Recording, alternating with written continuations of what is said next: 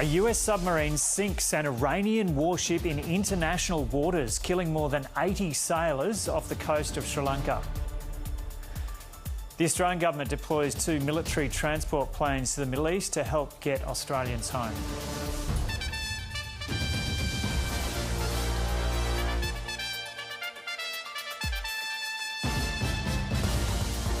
Canadian Prime Minister Mark Carney joins Anthony Albanese in calling for all sides to show constraint in the conflict. There needs to be a de-escalation of hostilities. Right now we have a spreading of hostilities. And slip, slop, slam dunk. A new study finds the average number of moles on children's bodies has halved over a 25-year period.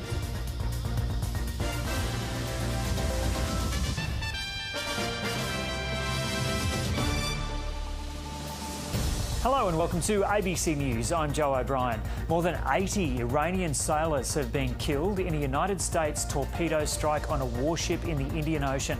It's the latest American attack targeting Iran's withering naval fleet as the US and Israel intensify their campaign.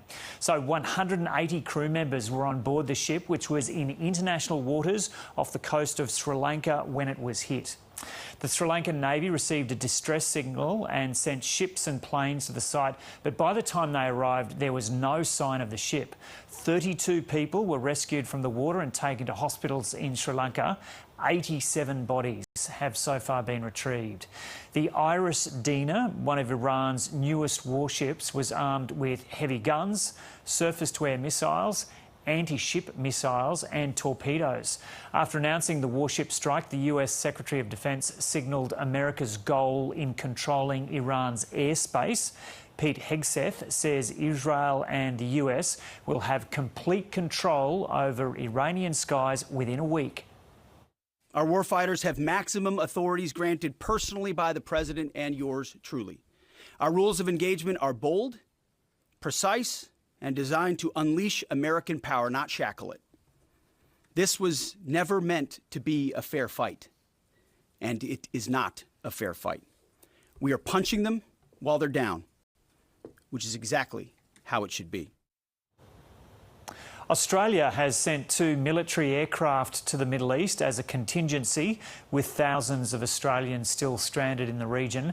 The government has confirmed 2 transport planes, a KC-30 and a C-17 Globemaster, were sent earlier this week. 6 consular crisis teams have also been deployed to the region. It comes as Israel launches new waves of attacks on Tehran and southern Lebanon, saying it's focusing on regime targets, and Qatar has evacuated residents near the US Embassy as Iran fires more missiles through the Middle East. US media is reporting CIA-backed Kurdish forces are being armed and they're expected to take part in a ground operation, which CNN says would take on Iranian security forces, making an uprising in Iran easier. There are some early reports that operation may already be underway. The Islamic Revolutionary Guard says it's been striking Kurdish groups in recent days. So Israel has told residents to leave a large swathe of southern Lebanon as it expands its assault on Hezbollah.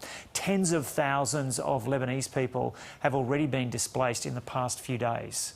The Beirut bombardment. Israeli fighter jets launching strikes across the Lebanese capital against claimed Hezbollah targets, tearing city blocks apart. While focusing on the southern suburbs of Dahir, known as Hezbollah strongholds, we will not surrender. We will defend ourselves with our capabilities and our faith, no matter the sacrifices. Israel struck further afield too, including at this hotel in a predominantly Christian neighbourhood near the Lebanese presidential palace. At 4 in the morning, they struck the hotel. We don't know why. We rushed here immediately.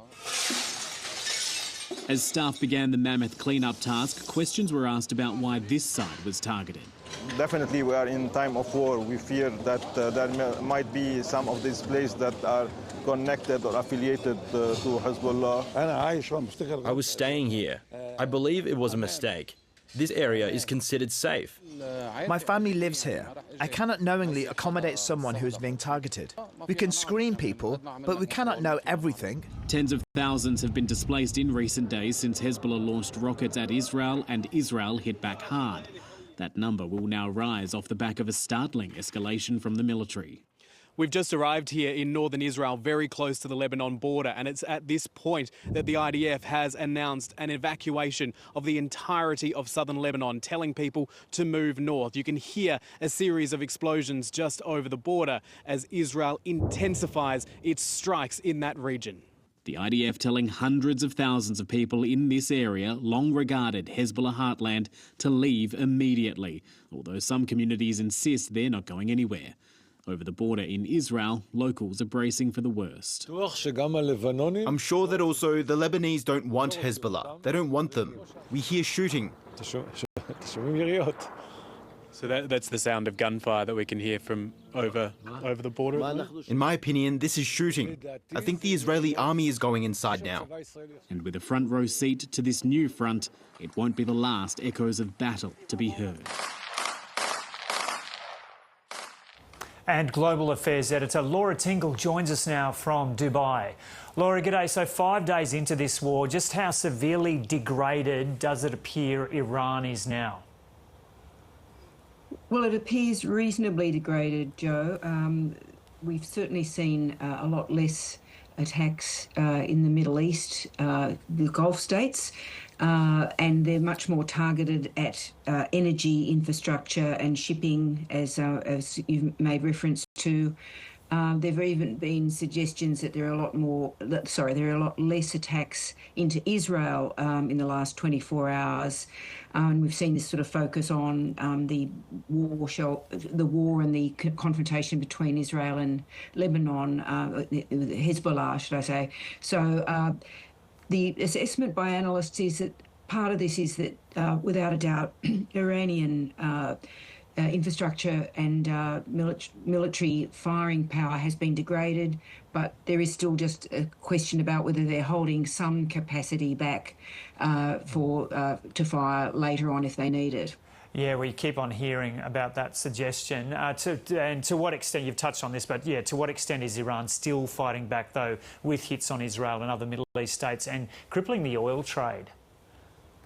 Yeah, I think it seems to have become a much more concentrated war in the last 24 to 48 hours, Joe. They're really sort of going back towards just focusing on Israel to the extent that they are, and they're relying, I think, very much on Hezbollah in Lebanon to distract the Israelis, if you like. There is sort of analysts' reports are that a lot of their firing bases have been hit really badly, and to the extent that they are targeting countries in the Gulf, they've really started to focus in very much on US assets. You know, we've seen attacks on US consulates, and most recently there's been a warning in Qatar for people to move away from the US consulate in Doha. So, you know, they're starting to really focus rather than be quite so indiscriminate as they were early on when they were trying to basically sort of disrupt the sense of security that people in the Gulf states had as part of their campaign to massively undermine the confidence economically around the world that things could continue as they were. And there are reports of CIA-backed Kurdish fighters about to enter Western Iran, or they have entered Western Iran. Can you tell us anything about that? Certainly, there's a lot of signs of these, shall we say, these spot fire attempts to, either attempts by Iran on Iran on the one hand to use their sort of connections in other parts of the region to disrupt Israel and the United States. But in this case, the US has been trying to run this campaign to get the Kurds to have an uprising in Iran, once again to distract the Iranians in the interests of trying to get regime change. Now, most analysts believe that this is both foolhardy and unlikely to be successful, that nobody really believes at this stage that true regime change is likely to happen in Iran. The structures are just too decentralised and too difficult to disrupt. So, and so that leaves the Kurds pretty exposed. But I think this is one of the really concerning things about this conflict now, Joe, that it's spreading in all sorts of strange places in Iraq, in Syria, and in all sorts of bordering countries, and is also causing major increases in tensions between Shia and Sunni communities in places like Bahrain. We just don't know how much that's going to sort of continue on, sort of as either a sideline or as a centrepiece of the major war. Okay, Laura Tingle there in Dubai. Thanks, Joe. And the ABC has confirmed 2 Australian Air Force planes have been deployed to the Middle East as a contingency to get Australians home from the region. 6 crisis teams are also on their way to help coordinate flights home for the thousands of people stranded. Political reporter Isabella Tolhurst joins us now from Parliament House in Canberra. Bella, g'day. So what can you tell us about these military assets that have been deployed? Good afternoon, Joe. Well, the government has confirmed that it has sent 2 military planes over to the Middle East as part of its contingency planning in the situation that the Australians stranded in the Middle East are unable to get on commercial flights back home. The ABC has confirmed that 2 military planes, a Royal Australian Air Force C-17A, which is a heavy transport aircraft, and a KC-30A multi-role tanker transport aircraft, were sent to the Middle East after the war began on the weekend. This is part of Operation Breach and is a precautionary measure to support the whole of government contingency planning going on. Now, for safety reasons, we haven't been told where in the Middle East these planes have been sent, but this does come on top of the 6 crisis teams that are on their way to the Middle East as well to help provide consular support. They will help organise flights and make sure that Australians who are stranded in the region have a way to get back home if they wish to do so. The Coalition have been calling for the government today to use Australian Defence Force assets to get Australians out of the region if commercial flights aren't available. Foreign Affairs Minister Ted O'Brien said that the government's response so far has been flat-footed, but the government says that it's considering all options available to it to try and get those Aussies home. Now, there's an estimated 115,000 Australians in the region. Of course, some of those will be living over in the Middle East and won't be trying to get back to Australia, but we do know that thousands of them are trying to get home. The first flight back to Australia since planes were grounded made it back into Sydney last night, carrying 200 Australians. There's 3 more flights like that one coming back today as well from Dubai, but many flights are still cancelled. The latest from Virgin Australia is that all of their flights in and out of Doha today, tomorrow and most likely on Saturday are cancelled, and there's still uncertainty when the airspaces will be back to normal. Now, the Prime Minister says that he's working with the United Arab Emirates as well as airlines to try and secure more flights to get Australians home. He's thanked the work of the staffers at the Department of Foreign Affairs and Trade, who he says have been working around the clock, and also thanked those Australians as part of those crisis teams who are voluntarily going over into these dangerous situations to help their fellow Australians get home. Okay, Isabella Tolhurst there in Canberra. Canada and Australia say it's critical that Iran is prevented from obtaining nuclear weapons as the war in the Middle East threatens to expand. Canada's Prime Minister Mark Carney and Anthony Albanese fielded media questions about the widening war following Mr Carney's speech to Parliament. Foreign Affairs reporter Stephen Jedgetts joins us now from Parliament House in Canberra. Stephen, g'day. So the situation in the Middle East has loomed large. Both Prime Ministers were asked about de-escalation. Yeah, that's right. Obviously, with the war expanding, we've seen that not just in the missile strikes that have been intercepted by Turkey, but also in the fact that we've obviously had this warship, Iranian warship, sunk off the Sri Lankan coast by a US submarine.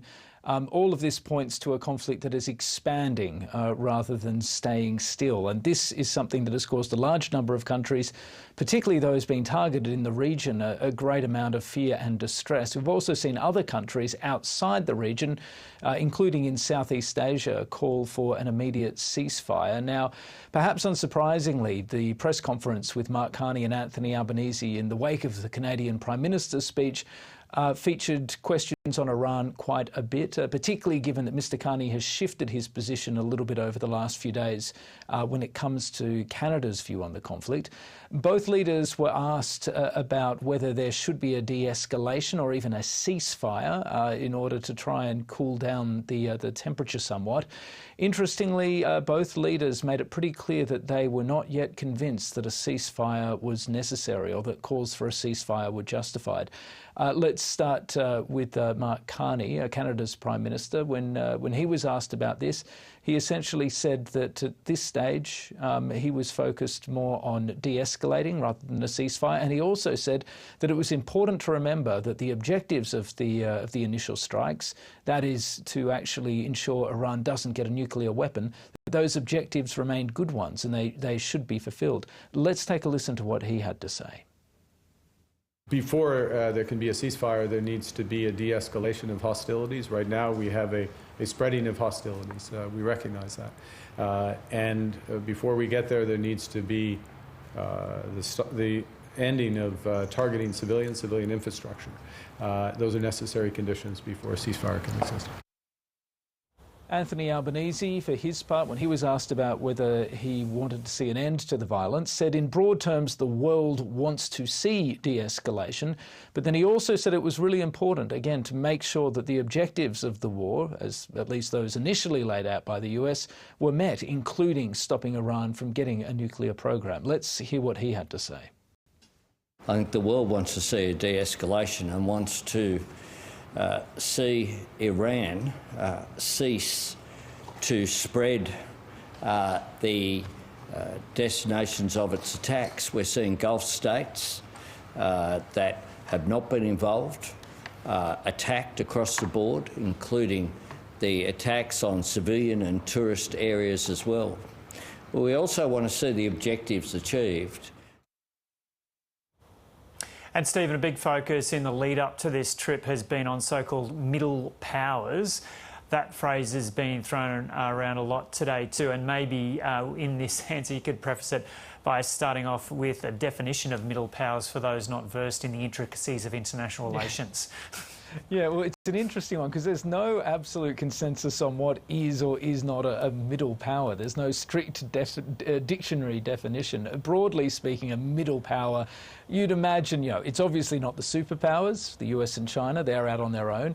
You could argue that, the next rank of countries in terms of power, Japan and India, for example, are also middle powers, but honestly, they'd probably call themselves major powers instead. Middle powers typically are countries like, say, South Korea, Turkey, Australia, Canada, countries that have a fair amount of weight, that in some instances have global interests, but which don't have anything like the heft of the major powers, and certainly not the superpowers. So Australia and Canada are sort of archetypal middle powers, if you like. And what Mark Carney is saying is that smaller countries, particularly democratic smaller countries and middle powers, including in Europe, in North Asia and here in Oceania, need to band together to try and push back against the hegemons as they increasingly have an appetite to use economic coercion, but also, as we're seeing at the moment, military force to achieve their ends. Let's take a listen to what he had to say on this in Parliament. In the new global environment, the ability to form effective coalitions is becoming a central strategic capability. Great powers can compel, but compulsion comes with costs, both reputational and financial. Middle powers can convene, but not everyone can.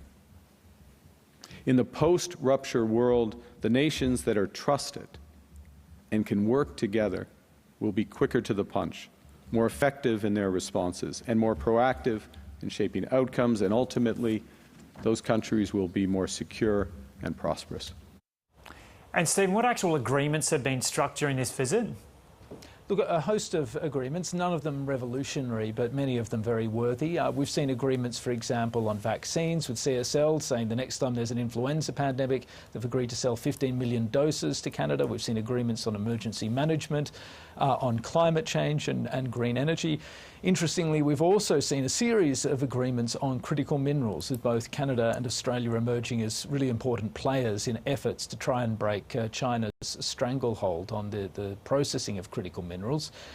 So some worthy agreements, also a ministerial dialogue for defence ministers, something that's quite new as well. None of this is revolutionary, of course, Joe, but it's all part of building up that connective tissue between middle powers and smaller nations. And that, Mark Carney says, is going to be absolutely critical to ensure that they've got more bargaining power, they've got more leverage when they deal with the great powers and try and shape the rules of the road in a really uncertain new era. Okay, Stephen Jedget's there in Canberra. A man is recovering in hospital after a shark attack on the southern Great Barrier Reef. A man in his 50s was bitten around 8 a.m. off Lady Elliot Island. That's 85 k's northeast of Bundaberg. The man suffered a significant wound to his arm and minor injuries to his abdomen and hand. He's been flown to the Bundaberg Hospital and is in a stable condition. Former Jetstar pilot Greg Lynn has lost his bid for bail as he awaits a retrial for the alleged murder of an elderly camper. The 59-year-old made the bid for release after the Court of Appeal quashed his conviction late last year. Reporter Alexandra Alvaro has more from Melbourne. Well, today a Court of Appeal judge has ruled that Greg Lynn's situation does not meet the exceptional circumstances required to justify his release on bail. He will be waiting in custody as he waits for his retrial. Now, in 2024, Greg Lynn was convicted and jailed for the alleged murder of camper Carol Clay in Victoria's High Country in 2020.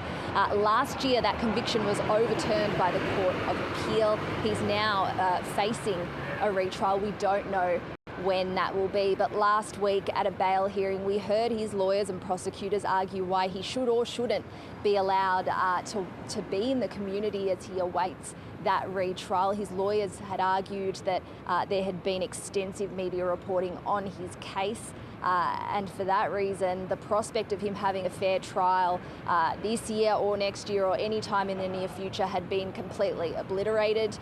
Meanwhile, prosecutors had argued that he shouldn't be let out into the community and that any potential prejudice could be mitigated through jury instruction. This is a key component in the jury system. Any jurors are told that if they feel like they've been influenced by outside factors, then they should excuse themselves.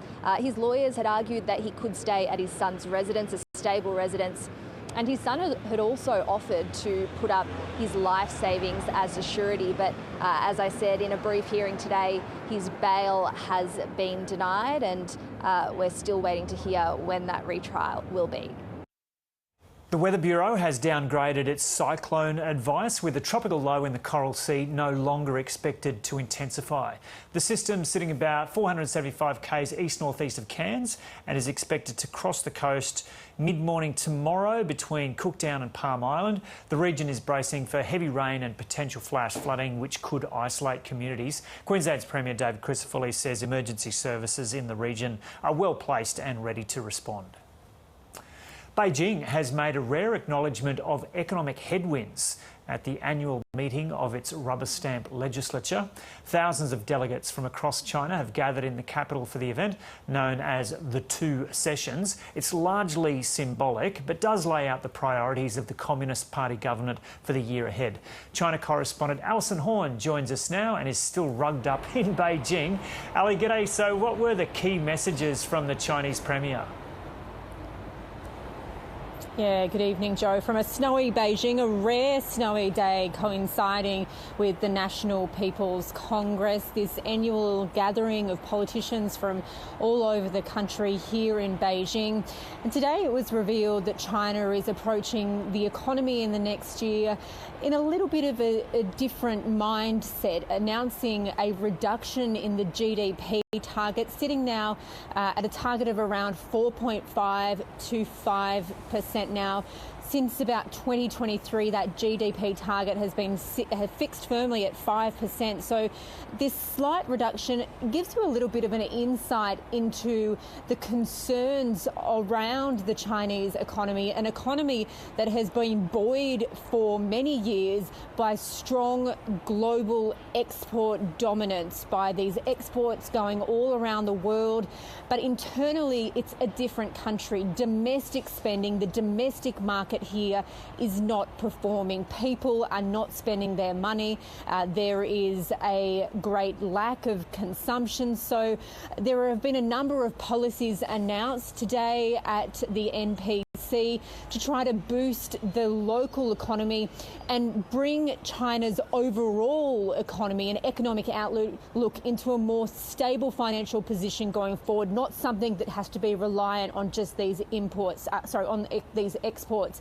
Some of the policies that have been announced are around areas that China has traditionally not waded into before, particularly in areas around welfare. They're promising more social services, more support for families, more support for healthcare and education. And importantly, they are saying that they want the next few years to be family years. Now, that's important for China because at the moment, China has recorded its lowest birth rate in history. And if the Chinese are not reproducing, the family sizes are not growing, and people are not spending, that spells trouble for China and its growth going forward. So a lot of focus today on the economy, and I think a real acknowledgement, and a lot of people would say quite a responsible approach to China's fiscal outlook and trying to rebalance what has felt like a little bit of an unbalanced scenario for the economy. And was there any mention of the war in the Middle East or America's ongoing tariff campaign? Yeah, fleeting references to global instability and outside pressures that could impact on China and China's economy. So not specifically mentioning those two issues, but it is something that Chinese officials have been speaking about quite extensively over the last few days. It is just a couple of weeks now from when the US President Donald Trump is meant to arrive here in Beijing for this long-awaited summit between himself and Chinese President Xi Jinping. So a lot of observers would be trying to get their heads around exactly what the policy directions are for China in the next couple of years, not just United States policy advisors, but also more Western policy advisors in general, because over the last few months we've seen this succession of Western leaders who have been trying to rebuild these relationships with China in the face of global stability, and what many of them are saying has been led by the United States and by President Donald Trump. And on this issue of the war in Iran, well, as we know, China is Iran's most powerful political and economic backer. So it, at the moment, hasn't decided to lend any military support to Iran. It's definitely not something that it's ever discussed, and it would be highly unlikely for it to provide military backing. I think what we're seeing from China at the moment, though, is a strategic approach that kind of lets it sit back and wait to see how this entanglement from the United States in that war plays out, because it actually could mean some advantages for China. It means the US is not focused on China. It's not focused on what's happening in China's backyard. Military assets have been diverted away from here. Munitions are being depleted. And it also might mean that China sees this war, which in some areas is deeply unpopular, as helping to further its global image, an attempt that it's made in the last couple of months to position itself as the only global superpower that promises stability. It's positioning the US as reckless and questioning the legitimacy of this war and also the lawfulness of the assassination of Iran's leader, Ali Khamenei. So I think China is going to take a probably pretty impassionate response to this war as goes forward, waiting to see what will happen. Yeah, and Ali, you've written a good analysis piece on that today for ABC Online. Are there any implications regarding Taiwan with what's going on at the moment? Yeah, already United States officials have commented on what the implications could be for Taiwan if if the United States remains entangled in a long or protracted war in Iran. It would mean that assets continue to be diverted away from the Indo-Pacific. Munitions are being severely depleted, munitions that would previously have been seen as a deterrent for China launching any sort of attack against Taiwan or trying to invade there. So US officials have said if China right now decided to try and launch some sort of invasion into Taiwan, then the US would be in trouble because its assets, its attention, its time and its focus is elsewhere. So there certainly could be implications. I would say there's nothing in the intelligence that anybody has received or any conversations that I've had with sources that indicates that that is an imminent scenario, that China would be planning to launch any sort of military action into Taiwan. But it does give you a bit of an idea of the stakes of what's happening, how what's happening in the Middle East can have very real implications for this part of the world, a part of the world which for many decades has been seen as a major adversary to the United States, and that the United States has been charged with almost safeguarding and keeping a watch over the actions of China. So very interesting times, and as I said, that at the moment this could actually end up being quite advantageous for China in a number of respects. Yeah, that piece is well worth a read. We'll leave it there. Alison Horn in Beijing. This is ABC News. The top stories. A US submarine has sunk an Iranian warship in the Indian Ocean. Nearly 90 bodies have been recovered, with around 60 still missing. Kurdish Iranian groups who oppose the regime say they're preparing to cross from Iraq into Iran. And Iran continues to fire missiles across the region, with NATO becoming involved when its air defences destroyed a rocket heading towards Turkey. A second flight carrying Australians is on its way to Sydney from Dubai and is scheduled to land late this evening. Around 200 people arrived in Sydney overnight on what was the first commercial flight to leave the Middle East for Australia since the conflict began on Saturday. At least 2 more repatriation flights are scheduled to touch down in Australia tomorrow. The Canadian and Australian Prime Ministers have called for a de-escalation of the war, but stopped short of calling for a ceasefire. Prime Minister Mark Carney is here pushing for the world's middle powers, including Canada and Australia, to band together in the face of coercion from superpowers. And a new study has found the average number of moles on children's bodies has halved over a 25-year period, reducing the risk of melanoma. Researchers believe the drop could be attributed to reduced sun exposure before the age of 12, driven by the iconic Slip Slop Slap public health campaign.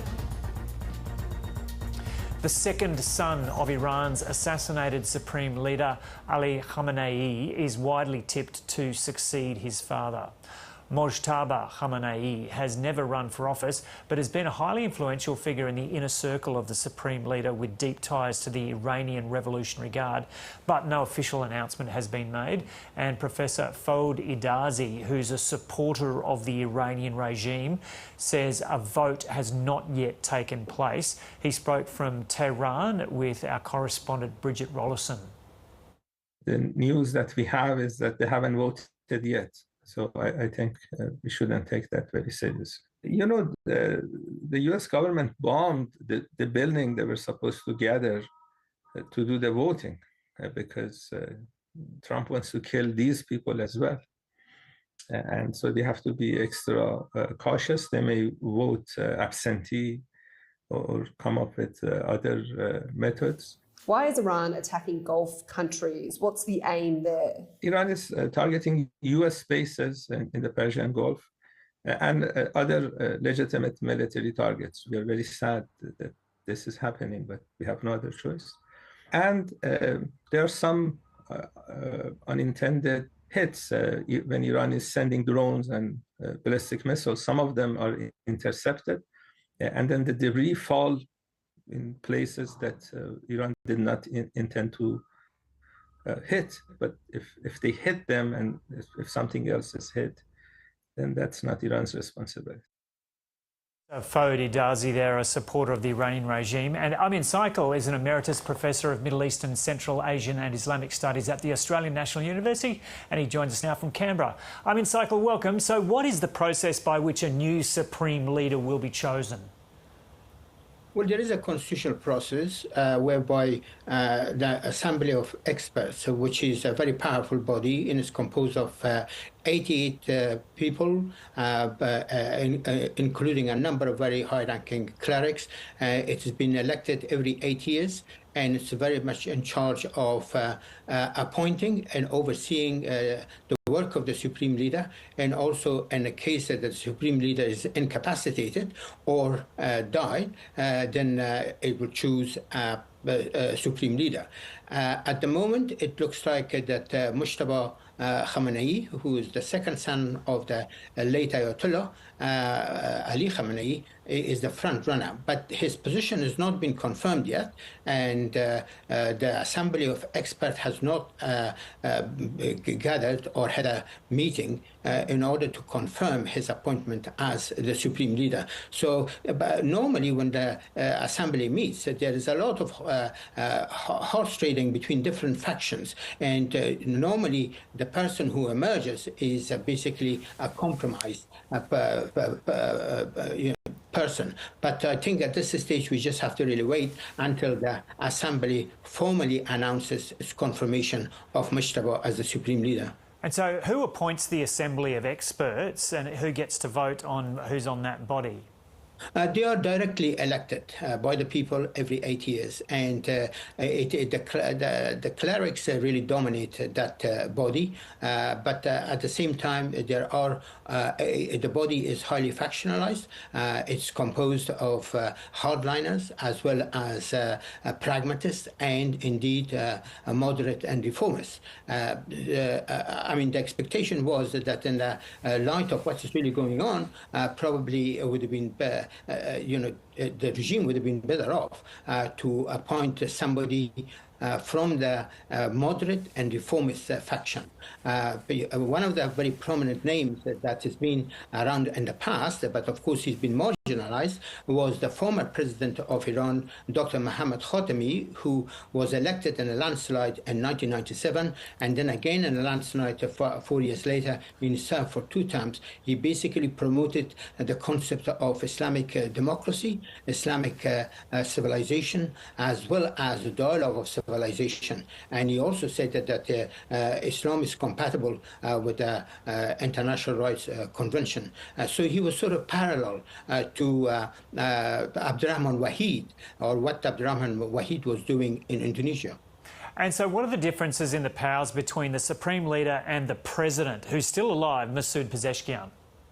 Well, the Supreme Leader embodies the sovereignty of God, and therefore is a very powerful position. It drives divine as well as constitutional rights.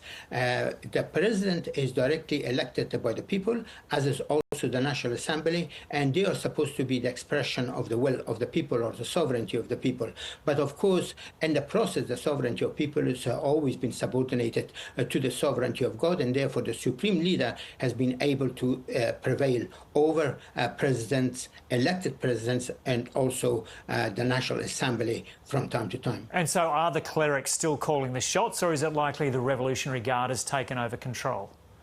I think the Revolutionary Guard is in a very strong position, and I think it's the reason that probably Mujtaba Khamenei has emerged as the front runner is because of the support that he receives from the Islamic Revolutionary Guard. And he has also been closely associated with the Guard, and during the Iran-Iraq War, which took place from 1980 to 88, he served as a fighter for the Islamic Revolutionary Guard. So his connections with the Revolutionary Guards really goes back to many years. And so what's your assessment of the position of Iran now, 5 days into this war? Well, at the moment, it looks like it's a race between missiles and interceptors. The Iranians or the Iranian regime is still able to fire as many drones and missiles it has at its disposal. Although the reports coming in that they've slowed down to some extent, but then there are also reports that they're really reserving their arsenals to the extent which is really possible for more attacks. So at the moment, I think the scene is really set for continuation of this war, and it could become a lot more intense and bloody. Okay, Amin Cycle, thanks for talking to us. My pleasure.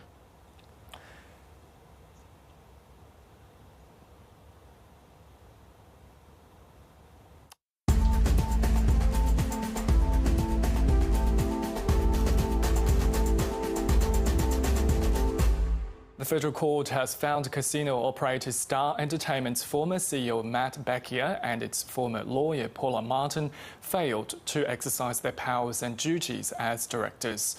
Corporate regulator ASIC sued 9 former directors of Star following a report that found the Sydney casino's links to money laundering, criminal infiltration and large-scale fraud. In a seething judgment today, Justice Michael Lee ruled both Mr. Beckier and Ms. Martin breached the Corporations Act between 2017 and 2019. They could face fines in the millions. However, Justice Lee found ASIC did not make its case in relation to 7 other directors. The federal court will set a date within the next 7 days to hand down orders and penalties. The open quotes culture, close quotes, that prevailed was so dysfunctional and unethical that senior management was tardy in preventing junket operators from behaving inappropriately and lied to its bankers to secure an ongoing commercial advantage. Ultimately, it fell to investigative journalism and then a statutory inquiry to expose the extent of the problems. Given some of the lamentable events canvassed in this reasons, the more self-congratulatory submissions of the non-executive directors are jarring. Japan's Nikkei and South Korea's Kospi led a rebound in Asia today after yesterday's steep falls and hopes the US and Iran will seek an off-ramp from hostilities. A news report that Iran had signalled openness to talks with the US and a pledge by Donald Trump to steady oil markets calmed investor anxiety. The NZ50 closed up around 0.6%. Nikkei in Japan bounced 2.6%. Markets across China also higher, despite that China set its GDP target for 2026 at 4.5 to 5%, a slight downgrade from the 5% pace achieved last year. And the South Korean market bounced 10% after a 12% drop yesterday. Our local share market also rebounded from yesterday's $60 billion wipeout. The All Ords and the ASX 200 index closed up around 0.4% each, led by tech, healthcare and energy. Most sectors were trading higher. If we take a look at the movers, Viva Energy, Magellan and DroneShield did well today, rising above 10% each. Among the worst performers were QBE and Genesis Minerals. Star Entertainment ended the day fairly flat after the federal court ruling. Now over to the US, the Dow Jones Index closed up around 0.5%, the S&P 500 up 0.8% and the Nasdaq Composite gained 1.3%. On to commodity markets now. Gold is still heading higher. Oil prices are trading around $84 a barrel. And the Australian dollar is a little weaker against the grain markets by around 70.5 US cents. And that's finance. Parents are still prepared to pay more for their children's education despite the cost of living crunch. They're leaving public schools in favour of private education, with financial surveys showing education is one of the last costs parents will skimp on. Australian students are on the move, away from public schools and toward private religious ones. Australian Christian College on Sydney's northwest fringe has tripled in size. 4 or 5 years ago, we were a school of 450, 500. This year, we are a school of over 1,500. McDonald's or something like that. Andrew Padell says the financial sacrifice is worth it because of the school's values. For us, this is the investment for the future, where they will get the good education as well as the good manner. The exodus to private schools is coming at a cost to family budgets. Australian parents are now spending almost 2.5 times more than the OECD average to send their kids to high school. I don't think it's a good news story. Emma Rowe says unfair funding is shortchanging public education and warns the almost 40% of parents going private that fees are rising faster than inflation. We also have this kind of, it's like a tinderbox of problems that's going to explode in terms of a rising costs of tuition fees. Behavioural economist Dean Pearson says his long-term research shows parents are attracted by extra wellbeing support. More often than not, they will also talk about counsellors, pastoral care, spirituality. And it's a cost parents will go to great lengths to absorb. We really love our children, we love our pets, and they're the two categories that they'll say, look, if I have to cut back on anything, that's the last category I want to touch. 3 millimetres. A prediction private school classrooms will continue to swell. Connor Duffy, ABC News. The number of moles on children's bodies have almost halved over a 25-year period, according to a long-running Australian study released today by the QIMR Berghofer Medical Research Institute. The huge reduction is being linked to the success of the Slip, Slop, Slap campaign of the 1980s. Here's a blast from the past. Say the simple word, slip, slop, slap. It sounds like a breeze when you say it like that. Slip, slop, slap. In the sun this summer, say, slip, slop, slap. That takes you back. Professor David Whiteman is a skin expert from the QIMR Berghofer Institute. He didn't take part in the study, but is here to explain its importance for us. He joins us now from Brisbane. David Whiteman, welcome. So I saw someone today saying we should be shouting this from the rooftops. A great result from a public campaign. You're old enough to remember those ads. Do you agree? Look, it is a great result. This does reflect 25 years of long-standing research, and the results as they are quite remarkable, seeing about a halving in the number of moles on the skin of young children, teenagers, 12-year-olds, 13-year-olds. It's halved over a 25-year period, so it really is quite remarkable, and we think a lot of it is due to the sun protection advice that's occurred and focused on young children in Australia. OK, so tell us more about this study that was done. Yeah, so this was a long-running study looking at twins in the southeast Queensland population. They were recruited every year. About 150 to 200 new twin pairs were brought into this study. They chose identical twins and non-identical twins because the primary purpose of the study was not so much to track moles over time, but actually to sort out the genetics versus the environment of what causes moles as a risk factor for melanoma. So it was very much motivated by the genetics. And then after the analyses were accumulated over a 25-year period, they found this quite distinct trend that mole counts had been falling in young children in this study. And we know that moles are primarily caused by a combination of genes and sun exposure. So the genes haven't changed, but it's likely the sun exposure has. So that's why this is such a remarkable result, because it wasn't the primary focus initially, but this is what it's given us, as well as other findings in the past. Yeah, so it was a kind of incidental finding. Kind of. I don't want to downplay it at all. It's a remarkable finding, and they certainly looked for this in the data, but you know, it wasn't why the study was set up in the first place, if I can put it like that. It was very much set up to understand genetics versus sunlight, and then over the course of the observation, as this unique data set became, you know, more and more valuable, that was the finding that has really stood out now, you know, 25 years later. So it is remarkable, it really is. And so what is the significance of moles in the likelihood of skin cancer development? Yeah, so melanomas are a particular kind of skin cancer, and they are cancer cells or cancers arising from the pigment cells in the skin, the melanocytes. Those melanocytes often form little benign tumours that we call moles or nevi on the skin. We all have them, or most of us have them. They're benign and incidental lesions on our skin, but we do know that people who have lots of moles on their skin do have a higher risk of developing a melanoma later in life. So this link between moles on the skin and risk of melanoma is one we've known about for a long time. And what this study did, in addition to this remarkable finding today, is also unpack for us and discover the genes that underlie a person's ability to develop moles. So we understand a lot of the genetics of moles now. We also know it relies on sunlight to kickstart that process, and the more sunlight you have as a child, the more moles you're likely to get. So, you know, these are a complex phenotype, but they do relate to your risk of melanoma in the long run. So, you know, they're an important marker of risk of melanoma. As you walk around now and notice people doing what they do, are you a bit concerned that maybe the message has been forgotten a bit over the years?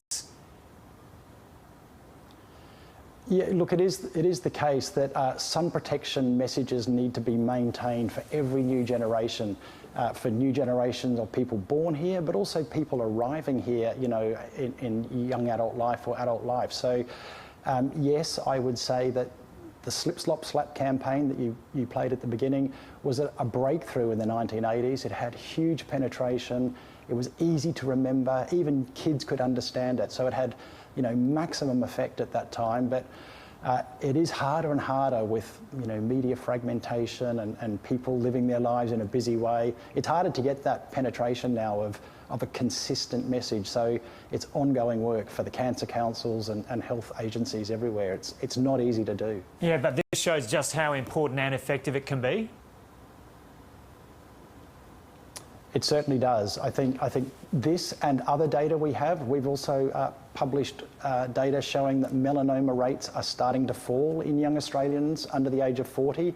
That's been happening now for about 20 years. It started slowly, but it looks like rates are tracking downwards now. So, you know, falling melanoma rates, we're seeing falling skin cancer rates in young Australians, and then these data today show us that, you know, the risk factors for melanoma are also falling in young Australians. So when you put it all together, it's a consistent story, a hopeful story, an optimistic story that, you know, we are starting to turn this ship around. But, you know, we can't just stop and say job done. The sun is still out there, it's still intense. There are still social media messages and misinformation telling people to get a tan. So, you know, this is an ongoing battle to keep melanoma and skin cancer under control in this country. Well, great to have a chat about a positive story. David Whiteman, thanks so much for talking to us. Thanks for having me. Water scientists, green groups and traditional owners are calling on the Northern Territory government to deny an application by Santos to drill and frack 12 test shale gas wells on a remote cattle station. They're worried the project could damage a spectacular but little explored hot spring. The water and rock underneath the remote Hot Springs Valley in the northeast of the NT's gas-rich Beetaloo Basin are little understood. So the CSIRO is studying the highly environmentally and culturally significant springs to see if they could be affected by gas fracking. It says the study won't be complete for several months, so water scientists are warning the NT government should not already be considering an application from gas giant Santos for 12 test fracking wells nearby. There's some significant concern that the hydraulic fracturing activity could have an impact on those springs. Some scientists think the project could also affect the Cox River and Limon Bight on the Gulf of Carpentaria. Contaminating activities occurring up in the upper parts of these catchments, the effects of that can be felt downstream for many, many tens or hundreds of kilometres. It's worrying Indigenous custodians. It could really affect their waters, even into the Gulf, so yeah, we're really worried about fracking. It's going to affect us mob that got a totem through that area. Santos already has one test well on Tannambreeny Station. In its application for 12 more, it's predicted the NT is on the cusp of a gas boom. Environment groups think the project is too risky. We simply do not know enough about this system, the way it connects with waterways, the interconnections between the surface aquifer and the layers deep below, to take the risk of fracking it. In its application, Santos says it will protect the integrity of surface and groundwater and make sure wastewater, chemicals and hydrocarbons are not released accidentally. In a statement to the ABC, it said it's been safely developing and producing gas in South Australia and southwest Queensland for more than 60 years. Jane Barden, ABC News.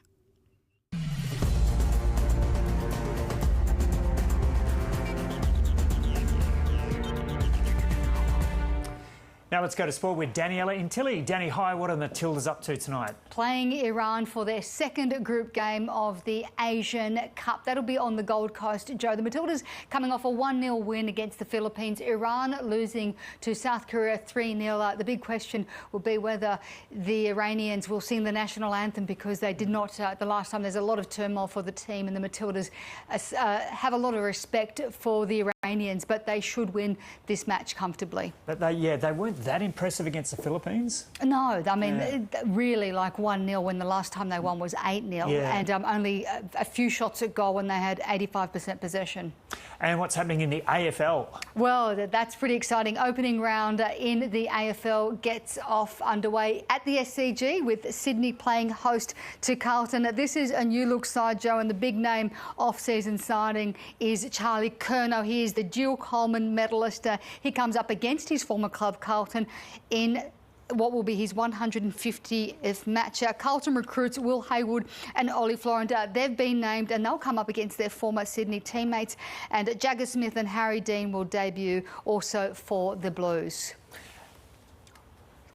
It's a great way for us to start our season in two markets, New South Wales and Queensland in particular, where we've got so many opportunities to grow, and it's been great for our 4 clubs up here in terms of growing their memberships and getting the memberships going really quickly, as well as we're going to have really good attendances at the 4 games up here for the weekend. And Danny, what do you got for us in rugby league? Well, round 1 continues of the NRL. Of course, it kicked off in Vegas, but tonight it is the Melbourne Storm hosting the Parramatta Eels. This could be a very tense match, Joe, because it comes days after the Zach Lomax saga, where Lomax wasn't allowed to join the Melbourne Storm. The Eels prevented that, and the Melbourne Storm having to pay $250,000 in legal bills. Now, the Formula One season starts in Melbourne this weekend. There was a lot of speculation about whether teams will be able to get there. Are they all there? It all looks like it's ready to go. We had day 1, a big day for the fans as well. They got to go out to Albert Park, and many of them got to see the big names, the home favourite Oscar Piastri, as well as his teammate Lando Norris, who is the champion. Piastri finished 3rd in the standings. He's had 9 Grand Prix wins, aiming for a home victory in his 4th attempt. We know the last time that he was unlucky not to get a podium finish. So there'll be a lot of excitement there, and hopefully we can see Oscar on the podium come Sunday. Indeed. In basketball, a missed chance for the Perth Wildcats. Yeah, huge missed opportunity for the Perth Wildcats, going down to North Melbourne Phoenix, Southeast Melbourne Phoenix. Sorry, there are just too many. And they were losing by 17 points. So Southeast Melbourne Phoenix, again, it was Nathan Sobey who starred with 24 points. And we'll leave it there. Thanks, Danny. A quick look at tomorrow's weather now in the capital cities around the nation. Brisbane showers easing, Sydney a possible shower, Canberra, Melbourne, Hobart partly cloudy, Adelaide and Perth sunny, and rain on the way for Darwin, a top there at 29. Stick with us here on the ABC News channel. Going for a short break now. I'll be back soon. We've got an interesting chat coming up with someone from ABC Classic in the next, probably in about 40 minutes or so. They noticed 10 years ago that they were only playing only 2% of their music came from female composers, and have done a lot of work to turn that around. So it'll be a good chat coming up with ABC Classic in about 40 minutes.